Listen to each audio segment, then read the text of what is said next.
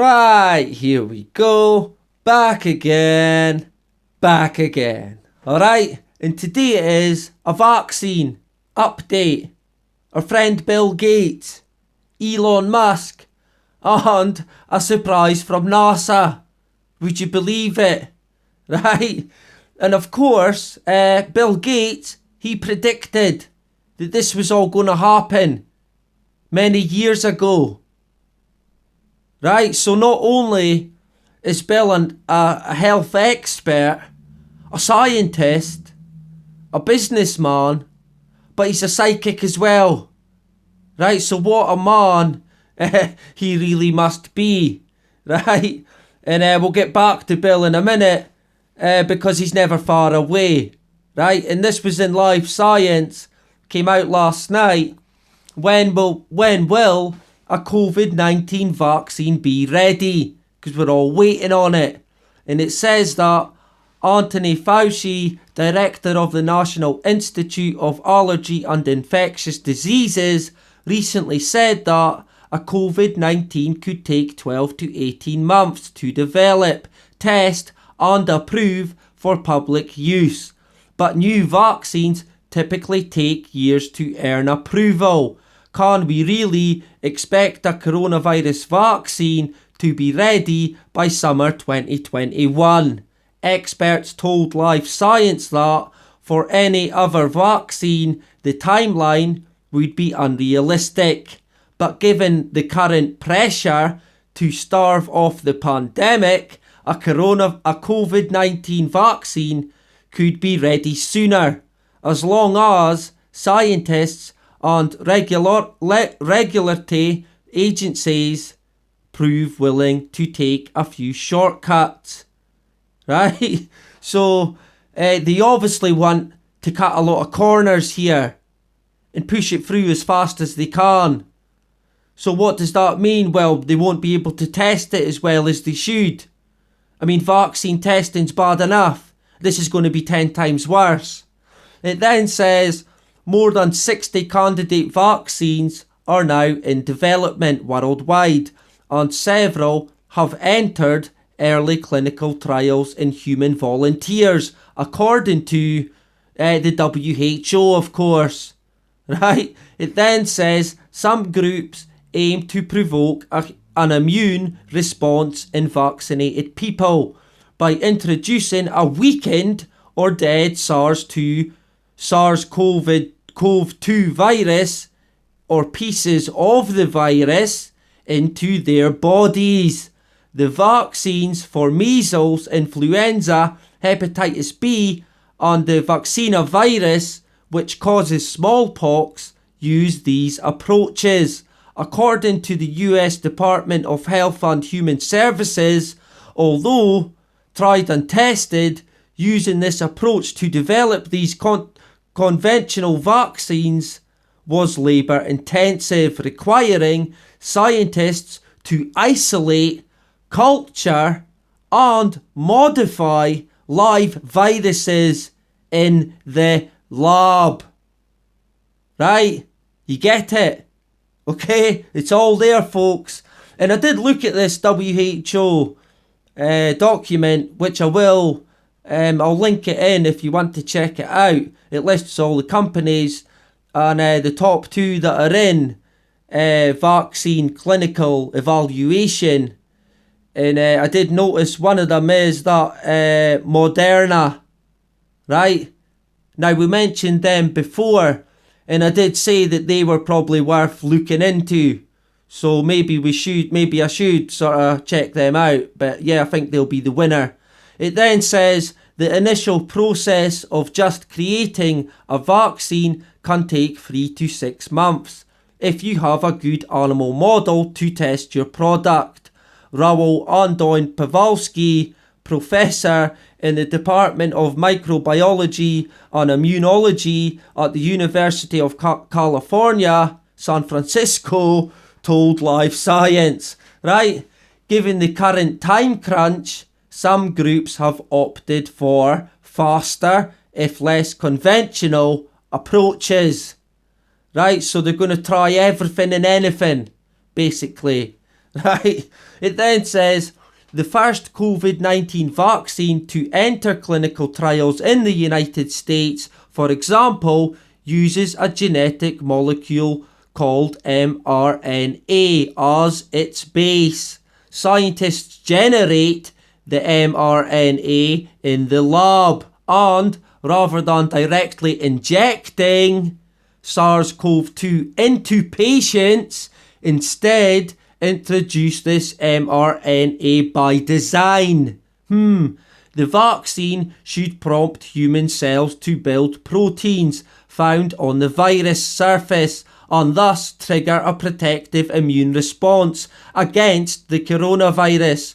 Other groups aim to use related genetic material, including RNA and DNA, to build similar vaccines that would interfere with an earlier step in the protein construction process. Right? You get it?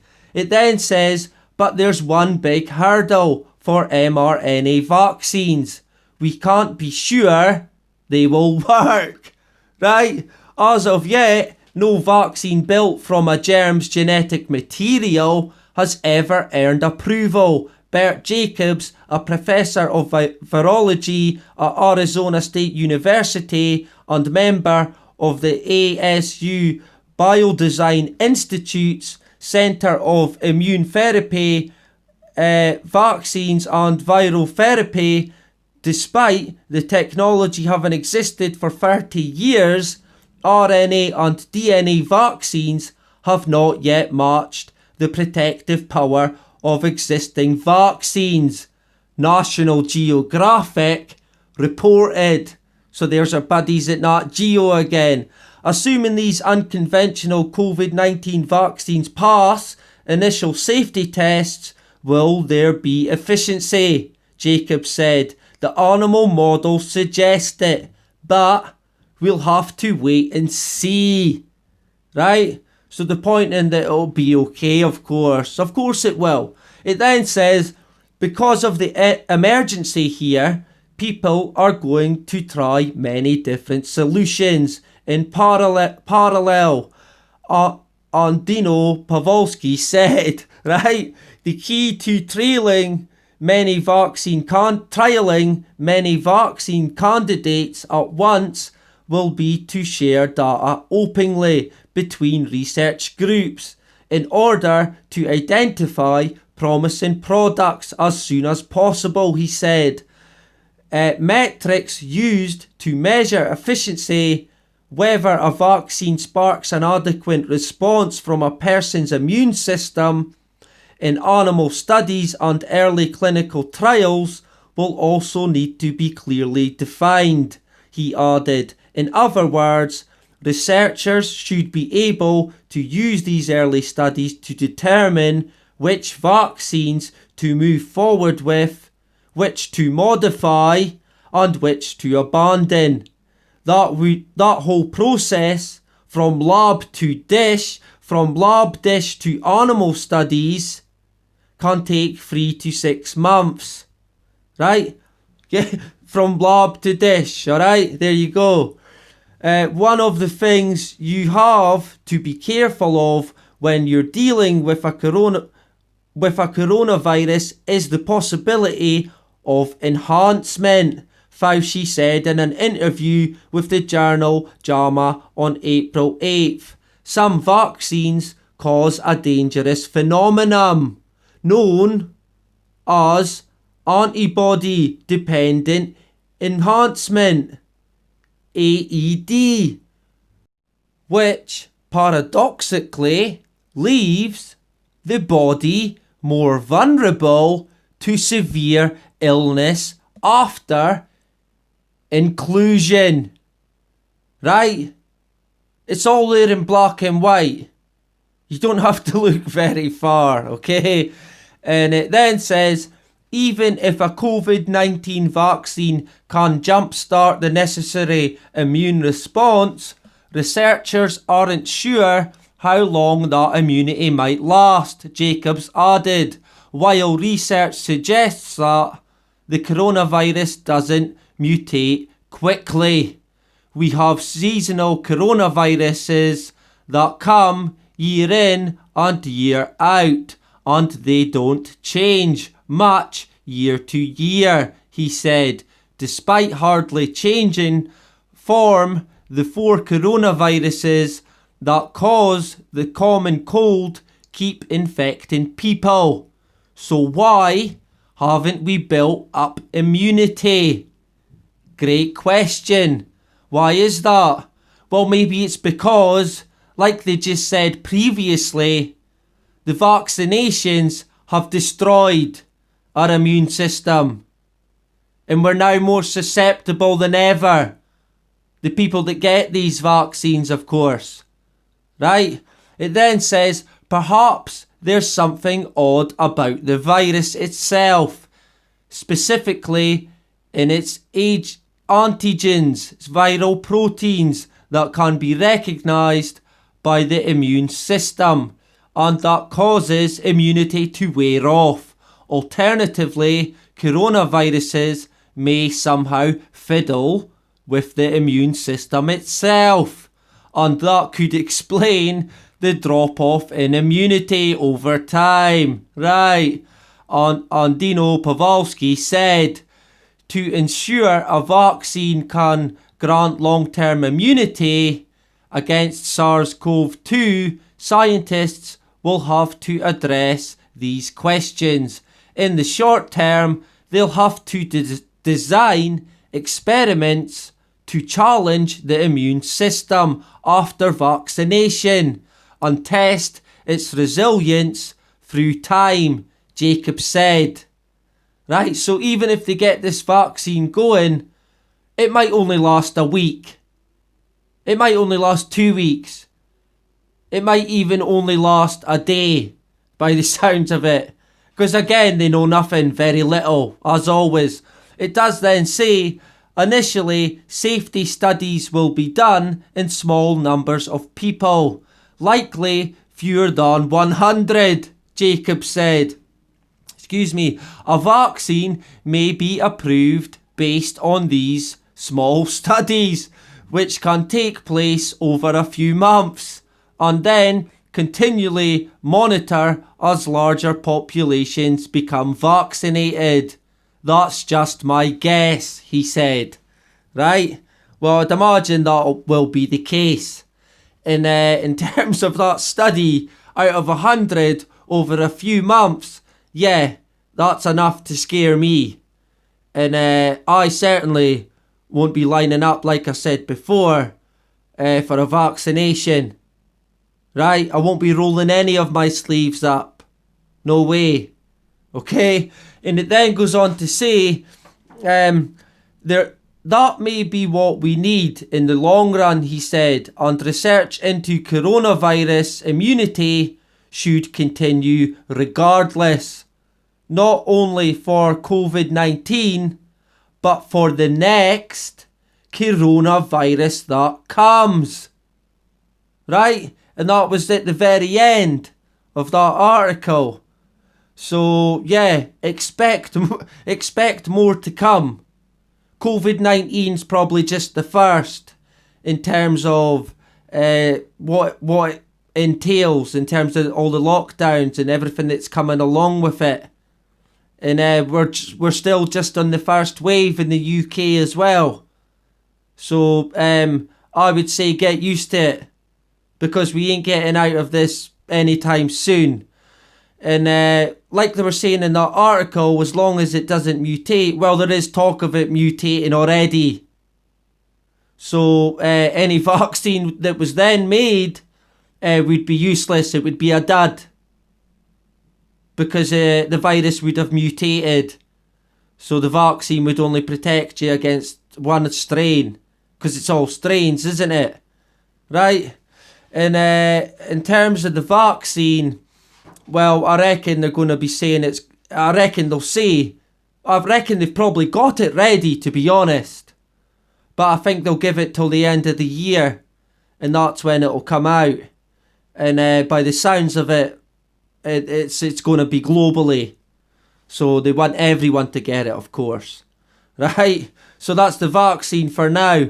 And our friend Elon Musk, right? He's been having a bit of a spat with CNN, because CNN were reporting that, like I mentioned before in a post, the ventilators that he promised hadn't turned up. And on Twitter, Elon decided to say to CNN, what I find most surprising is that CNN still exists. Right, so it became a bit of a spat, right, and it's all over the media. And Elon was quickly sharing screenshots of confirmation, of course, that ventilators had been delivered. So it's all good. And he even reported it in his Tesla. This Teslarati.com. I'd never heard of it before. But of course it's a media outlet from Elon Musk, basically. The leading source for Tesla news, rumours and reviews. Also covering the latest developments in the world of SpaceX and Elon Musk, of course. Right? So rumours, yeah, they can say that again. Right? So Elon's got his own wee news outlet now. I never knew that, but there you go. And speaking of space, NASA have been in the news again. Every day, every minute actually. And a mislabeled space object just turned out to be the most Earth-like exoplanet yet. Would you believe it? They missed it. They mislabeled it. Right, how did they manage that? The experts. The NASA, the gifted NASA. How did they manage that, eh? What a surprise. It says an international team of scientists have discovered an exciting Earth-sized exoplanet that's capable of supporting liquid water. Who'd have thought it, right? So maybe we'll get to move there one day, right?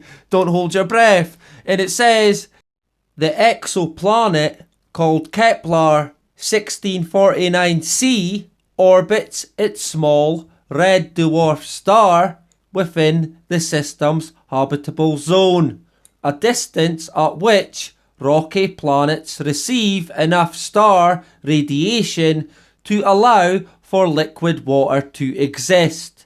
It's almost precisely the same size as Earth and receives 75% of the amount of light Earth receives from the Sun.